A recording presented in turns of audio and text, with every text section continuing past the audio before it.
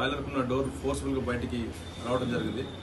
అక్కడ పనిచేసినటువంటి శ్రీనివాస్ రెడ్డి అనే వ్యక్తి బాయిలర్ ఆపరేటర్కి గాయాలైనాయి. 2 కాళ్ళు కూడా ఫ్రాక్చర్ అయినది, స్టమక్ కూడా కొంచెం ప్రాబ్లం అయింది. అతను ఫస్ట్ ఎయిడ్ మేడ్చల్లోని మెట్నం హాస్పిటల్ ఫస్ట్ ఎయిడ్ చేయించినాము. అక్కడి నుంచి ఏజీ హాస్పిటల్కి షిఫ్ట్ చేసినాము. మిగతా ఇక్కడ ఎవరికి ఏం కాలేదు. ఈ శ్రీనివాస్ రెడ్డి అనే వ్యక్తి సుమారు 10 సంవత్సరాల నుంచి బాయిలర్ ఆపరేటర్కి పనిచేస్తున్నాడు. అతనికి తీవ్ర గాయాలైనాయి. హాస్పిటల్కి షిఫ్ట్ చేసినాము, కేసు రిజిస్టర్ చేసినాము, ఇన్వెస్టిగేషన్ చేస్తున్నాము. ప్రమాదం ఎలా సంభవించింది సార్? అక్కడ బాయిలర్ ఏదైతే బాయిలర్ ఉందో, బాయిలర్ ఉన్న క్రమంలో శ్రీనివాస్ రెడ్డి తన పని తాను చేసుకున్నాడు పక్కన ఉండి.